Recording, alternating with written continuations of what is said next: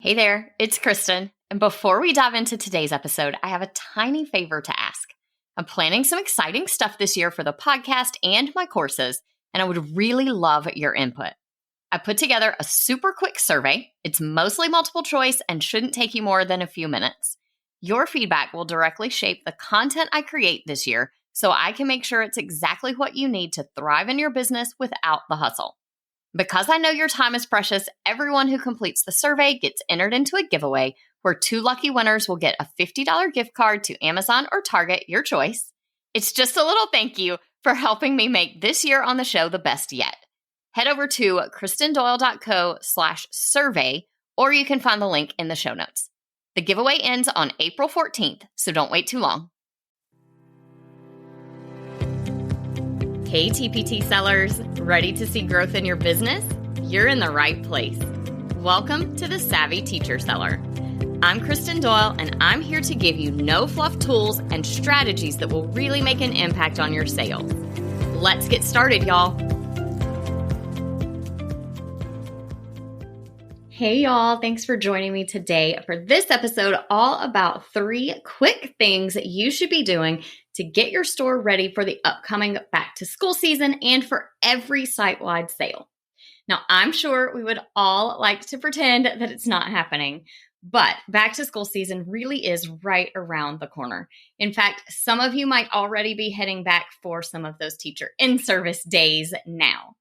Regardless of how we feel about it or whether we are ready or not, it's definitely time to start getting our stores ready for the back to school rush and for the upcoming TPT site-wide sales. When it comes to site-wide sale prep, there are a few things I do every single time to make sure that my store is ready to go. You know I am all about working smarter, not harder, so implementing all 3 of these should take you no more than 30 minutes. You'll want to start by looking at your top sellers for last August. Whether you think of these as back-to-school products or they're evergreen resources that sell all year, if they are in your top sellers for last August, then they should be your focus again this year for back-to-school season. Start with just the top 5 for right now. And then if you still have more time that you can spend on this, go ahead and keep moving down the list. The first thing you'll want to do is look at your product titles. Even if the entire product has already been SEO optimized, the way that teachers search changes constantly as terminology is changing and just the way that we talk about certain things. So for each of your top sellers, start by typing some terms into the TPT search bar.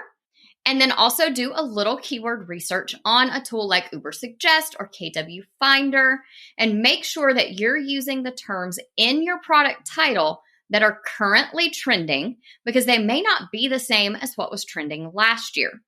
So give yourself some time to do that research and to update those product titles so that they will reflect the way teachers are currently searching.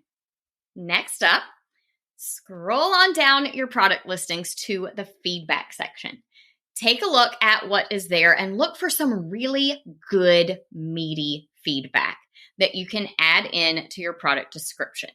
A lot of times we forget to come back and do this, or even to come back and update as we get better feedback that we're able to add in. So take a few minutes to do that.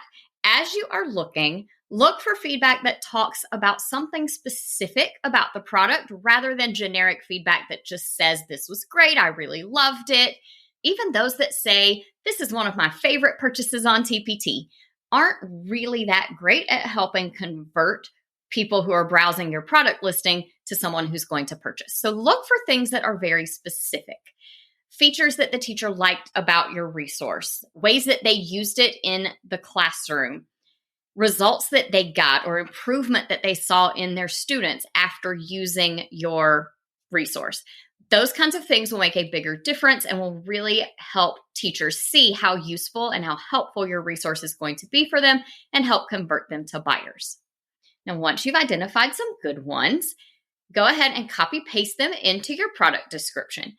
I like to use a couple of emojis to kind of draw attention to that feedback within the product description. I usually use stars because that kind of signifies that this is feedback that got 5 stars or however many it was. And if it's a longer piece of feedback, take a second to look for some really important phrases and go ahead and bold those. Now, this is not done for search engine optimization or anything like that. It's really just to draw the eye to the most important part of a longer piece of feedback. Right. The third thing that you'll want to do is check up on your price. Now, price is one of the last things I normally suggest that people make changes to, but if you have over 400 page views on the product, you'll want to look at your conversion rate as a way to determine if your price is right. If this product did not get over 400 page views last August, then go ahead and expand out your date range until you get to 400. That way the data will be valid and helpful for you to look at. Now, on your product, if the conversion rate in those over 400 page views is over 10%, this is an indication that you probably could raise your price a little. So try it out. Test out raising your price maybe 50 cents or $1, depending on how big the price is. Test out small increases and check back over time to see how they're doing. When it comes to lower conversion rates, I really do recommend being more cautious about dropping your price. And the reason for that is that if we all drop our price every time the conversion rate is a little low, we will turn TPT into a bargain basement. And that is not what we want to do. We want our products to be affordable for teachers, of course, but we don't want to turn it into a race to the bottom where everyone is just dropping their prices. And like I said, turning us into that dollar store or a bargain basement. The other reason for being a little more cautious about lowering your price is that there are so many other factors that affect conversion rate. A lower price is probably the last thing I would look at. So here are the things I would kind of check up on before I decided to try lowering my price. Does your product have a really good current modern looking cover and thumbnail images? Does it have a preview? Even if it's not the most perfect preview, having a preview is a huge indicator of whether or not people will actually purchase your product. How's the description? Does it need some help? Is it one of those older ones where we wrote 2 or 3 sentences and called it good, or have you written a really thorough description? Now, if you can check all 3 of those boxes, the cover and thumbnails are great, you have a good preview, you have a solid, thorough description, then you might look at possibly lowering your price a little bit. And when you do that, I recommend that you do a little market research, take a look at similar products that are on the first page of search and see how they're priced. And if your product is priced higher than similar things, then maybe lower your price a little to fit it into the same price range as most of the other products that are selling well. Now, I know it can be very tempting to start a major overhaul of your images or your preview or maybe even the entire product, especially if you have seen that lower conversion rate. And if you have time for that, absolutely go for it, especially right before back to school.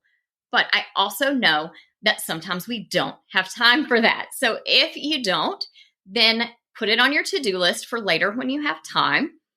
But focus in on these 3 steps that really do make those quick and easy changes that make a huge difference in your sales during back to school season. So just to recap those 3 steps again, you'll want to check your title to make sure it's using currently trending search terms, add some feedback or update the feedback that's on your product description, and then check your price to make sure it's in line with others and that you don't need to actually raise your price a little because you have a high conversion rate. Your action step for this episode is to identify your top 5 sellers from last August and then check and update each of those 3 things to get your store ready for back to school season and for the back to school sale that will be coming up soon. Thank you so much for joining me for this episode of the Savvy Teacher Seller. If you're enjoying the podcast, I would love for you to take a minute to rate it on your favorite podcast app and write a quick review. To celebrate the launch of this podcast, I am doing a giveaway of 2 one-on-one strategy sessions with me where we can talk about anything related to growing your TPT business or your website. To enter, all you need to do is screenshot your favorite episodes so far and share it somewhere on social media. This could be in your Instagram feed or your stories or on Facebook. Either way, just be sure to tag me at kristendoyle.co so that I can mark down your entry. This giveaway closes on July 26th, 2022. I hope you enjoyed today's episode. If you did, please share it with another teacher seller who would also find it helpful. For more resources on growing your TPT business, head to kristendoyle.co/TPT. Talk to you soon.